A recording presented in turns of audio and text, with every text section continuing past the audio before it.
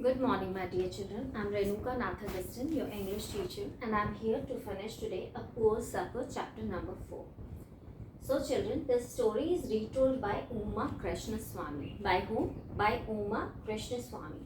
Today, children, we will be doing after our day 6, and we will do revision from page number 29 and explanation from page number 30 along with exercises. Okay? I hope you all are happy and healthy at home and taking care of your studies, right? So now come on page number 29. First I will revise main points, so it will be a good revision for you, okay? The servant went to his master and told him about the old beggar. You all remember, children? Mullah Nasruddin, rich man, servant and guest, okay? 4 characters are there. So now the servant went to his master and told him about the old beggar. Actually, he was not an old beggar. Who was he? Right, he was Mullah Nasruddin. The rich man came to the courtyard and take a look and said no, right? That he don't know him or he not invited him.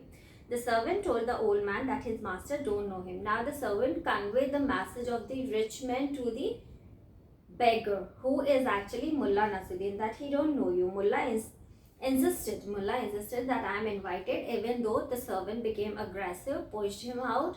Mullah Nasruddin went back, changed his clothes and came back to their feast. This time he is welcomed.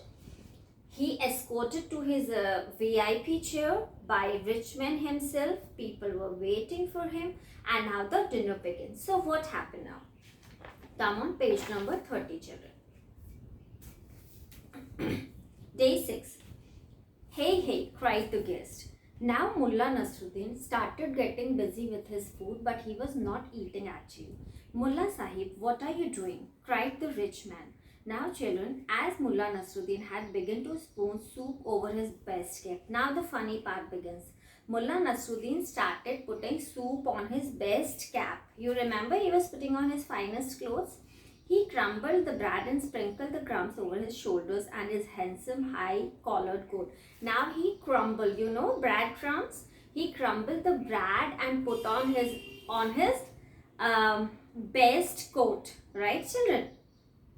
On his shoulders. Now he took apart the seekh kebab and fed it lovingly to the slaves. You all know kebabs, children.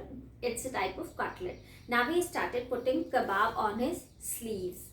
Isn't that funny? What you feel if you look at somebody pouring food all around his best clothes? It really looks funny, but Mullah Nasruddin wanted to teach lesson to rich man, that he was actually welcoming the clothes, not Mullah Nasruddin. The Mullah replied, when I arrived in rags, you turned me away. Now that I am dressed in finery, you are treating me with honor. What Mullah Nasruddin said? That when I came in my old and ragged clothes, you not welcomed me. Now when I put on my best silk garments, you are welcoming me. So the meaning is that you are welcoming my clothes, not me. Is it right, children? This was the way Mullah Nasruddin taught a lesson with his foolishness, intelligence, wit, wisdom and foolishness to whom? To the rich man. Now, so it is only fitting that they should eat this delightful food you have prepared for them. Now Mullah Nasruddin says that because this food should go to my clothes only, because these clothes are welcomed. It's not me who is welcome. The rich man hung his head in shame. Hung his head means like that. Whenever we are ashamed, we are feeling guilty, what we do? We hang our head. So he hung his head in shame and he said, Mullah Sahib, forgive me. Forgive me means forgive me, pardon me, sorry, excuse me, right? So he says sorry to Mullah Nasruddin.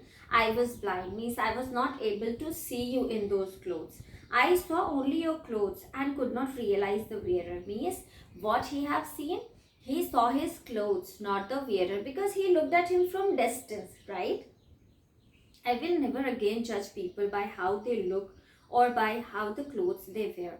And in truth, he never did. Now, children, rich man took a oath. What oath? That I will never look at the people or never judge them by their clothes. And he really meant it. Means whole life he not did it. So it's a very big lesson you learn from this chapter, A Poor Supper, that you all should Look at the person how he is, not at his clothes, not at his standard, okay, not at his riches. Look at the person particularly, okay. So learn this lesson and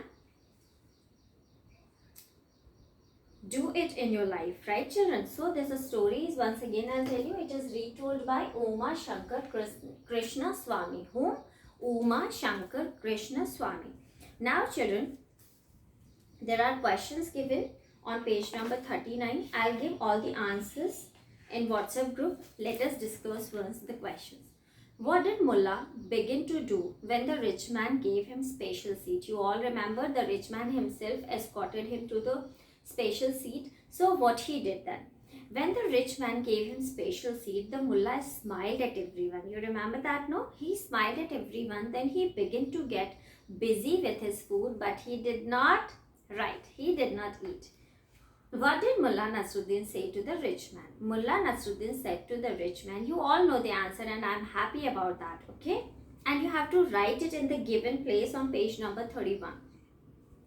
Mullah Nasruddin said to the rich man, when I arrived in rags, you turned me away. Now that I am dressed in finery, you treated me with honor. Honor means respect. What made the rich man feel shame? The rich man felt shame because he was judging people by how they look or by the clothes they were wearing. So children, in future you may not feel shame because of this. So just note it today that you will never judge any people by his clothes, by his house, by his car or by his riches, right? Always look at the person particularly, that how he looks like. Okay children. Now reread the chapter once again and write the answers in the given space. I'll also give pictures in WhatsApp group. Hope you understand the chapter. Take care of yourself. Thank you.